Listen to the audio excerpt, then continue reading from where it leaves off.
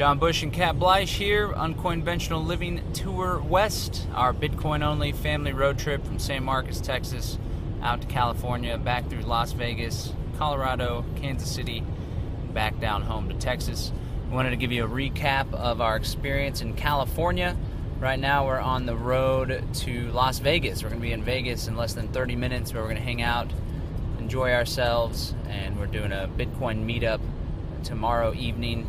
This is the Day 8 podcast, however, we're on Day 10 or 11 or so, and we want to go ahead and recap California for you, and also let you know to expect some interviews that we did at Libertopia. Well, we already had a podcast that covered some of the stuff we did while in San Diego, California. Specifically, Kat told a story of how we set up a street vendor, a street artist, with a Bitcoin wallet, bought a little painting for him, from them for our daughter Aliana. And then that same night, this was Friday, we sat down with City Tacos owner Jerry Torres and chatted with him about why he accepts Bitcoin and why he loves Bitcoin so much. But then we had Saturday, which was a fun-filled day. Catherine and I both spoke at the Libertopia conference and festival. And I spoke about freedom cells. Catherine spoke about Bitcoin travel. You can find those as previous podcasts. And then we made our way over to City Tacos again, this time for a Bitcoin meetup. There was like 40 people from the conference and the local Bitcoin community. I'm going to let Catherine give you a little recap of what that event was all about. Yeah, so the meetup was really great. We had a lot of people show up. It was squished in a really tight time frame for us. My speech ended and we had to pack up, run to City Tacos, and then eat as fast as we could and return back to do a Sovereign Living screening. But it was a really good time, and I wish we had been able to stay maybe like an hour longer and really get to engage everybody. And I think other people ended up staying for quite a while. They served drinks as well. We all stood out on the picnic table out front of the building and all around it, and Paul, the CEO of Airbit, stood in the middle of the street to take a picture, literally risking his life as cars drove by. But we wanted to show the world what a Bitcoin bomb is like when you show up and drop a Bitcoin bomb on a restaurant, and really show your support for the business owners that are accepting this awesome peer-to-peer currency. So in addition to the meetup being a lot of fun, San Diego in general was really great. Not just on the beach level, which is always fantastic to go spend time with your family out on the beach, enjoying the sunshine, the oceans, collecting seashells, playing in the waves, doing all that the beach brings. But San Diego also has a Bitcoin presence like no other city that we've really been to. Everywhere we look on the Airbit's map, there are businesses accepting Bitcoin, and a lot of them were restaurants. We didn't even get to try every single restaurant that was accepting Bitcoin directly because there were just too many. We probably would have needed to stay for a couple weeks to really experience all of it. So we really got a kick out of San Diego and the Bitcoin community and culture that is taking place there. We decided to stay an extra day because we really felt like, I don't know, I felt like I belonged there. It's weird to say, but I really felt at home in San Diego. I felt like I could live a Bitcoin lifestyle with a minimal amount of stress. And if you've been following our tours since June, when we went out to the Porcupine Freedom Festival, we had a lot of obstacles living on Bitcoin. It's not always easy, but San Diego made the Bitcoin living easy, and I really enjoyed that. So we stayed an extra day before we headed up to LA, which was like a Bitcoin food desert. You know, there was one restaurant in LA accepting Bitcoin, and the contrast was just incredible, and I'm really excited to go back and do more Bitcoin business shopping and supporting as soon as possible. I'm really excited about San Diego.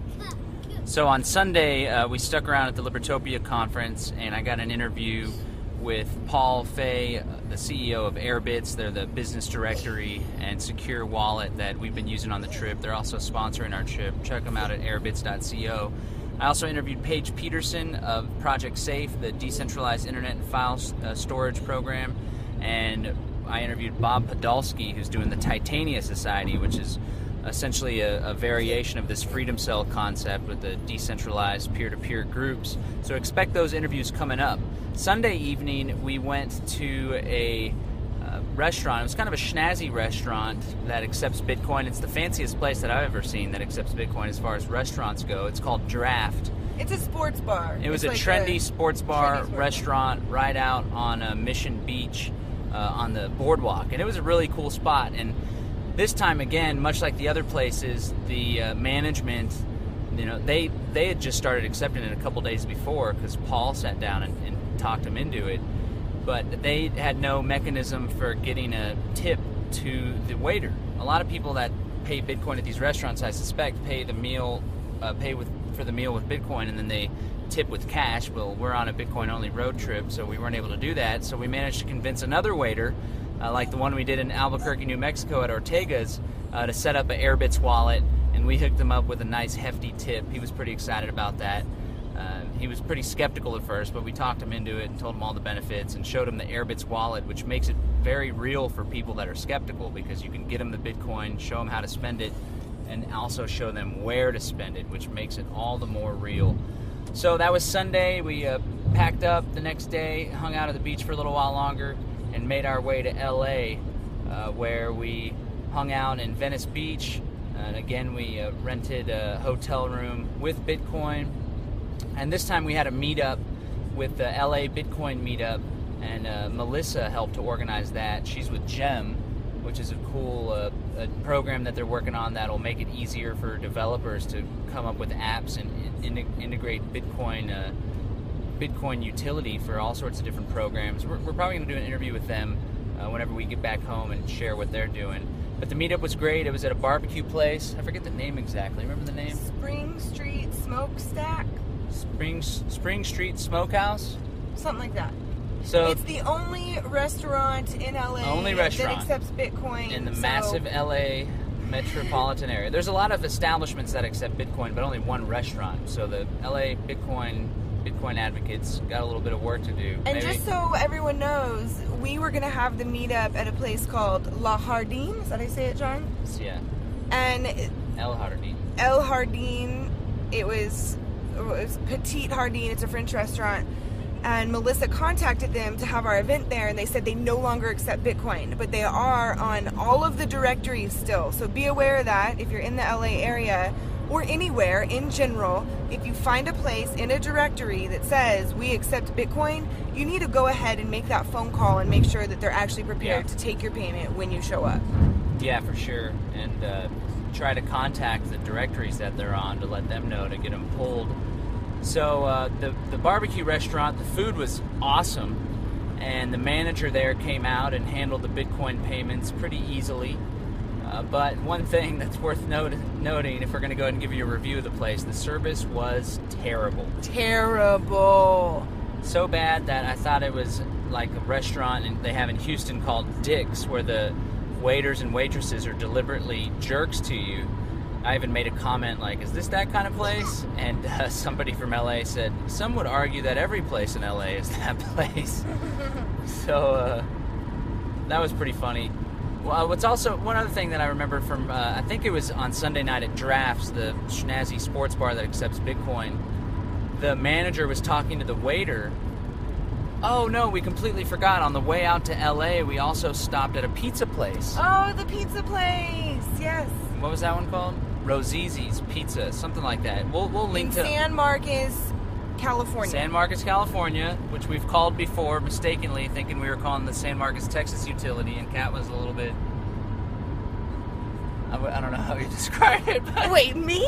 Was it me? It was you. Okay. And it wasn't San Marcos, it was Creedmoor, different city. But I did call a San Marcos, California Chinese restaurant the day we moved to San Marcos, Texas. And me and the woman had a very confusing time trying to figure stuff out. Now, what you're referring, and now that you brought it up, the listeners need to know, we lived in Creedmoor, Texas, and we were trying to pay our water bill. And John looked up the Creedmoor, Rhode Island, or somewhere. It was on the East Coast. And he's talking to this woman, and he's like telling her, we do have an account with you guys. Here's my account number. And she's like, our account numbers aren't even that many numbers. It took about an hour for y'all to figure it out. So there's a little funny side story. Little tidbit there. So we stopped into this pizza place called Rosizi's Pizza, I believe. It was in between San Diego and LA, and had some gluten-free pizza. It was all right. Kat liked it more than I did. But one thing that I wanted to note was the manager told the cashier which I thought was interesting. He said, don't worry if you can't pick up so much on the Bitcoin thing. Everybody that comes in here spending Bitcoin knows how to use it, and they usually step us through it. So I guess give yourself a pat on the back, Bitcoin community. But it once again illustrates that there's a strong need for training. So it's one thing to set the establishment up to accept Bitcoin. It's a whole other thing to follow up with them and make sure that everyone is on the same page and knows how to use it so it's as seamless as possible. Because the last thing we want is someone to go out of their way to spend Bitcoin at an establishment and them not be able to receive the Bitcoin due to some technical difficulty or not understanding how to do it. So that's pretty much our California trip in a nutshell. Right now we are on our way to Las Vegas, heading on in, and we're going to be doing the meetup, and we're going to continue to give you the updates. So thanks for tuning in. Let's go ahead and throw out the magic word. We'll make the magic word for this episode the name of the hotel we stayed at in San Diego, which was absolutely phenomenal. We'd recommend it to anyone. And again, we paid Bitcoin by renting it online, but the name of the hotel was Ocean Beach Hotel. Ocean Beach Hotel. So those three words with a space between each one, Ocean Beach Hotel, OCEAN, space BEACH, space HOTEL, Hotel, Ocean Beach Hotel, is the magic word for today's Uncoinventional Living Tour West podcast update. Peace and freedom, Bitcoin, Bitcoin, love, Bitcoin, Bitcoin, Bitcoin, Bitcoin, Bitcoin, Bitcoin, Bitcoin, Bitcoin, Bitcoin, Bitcoin. Dogecoin.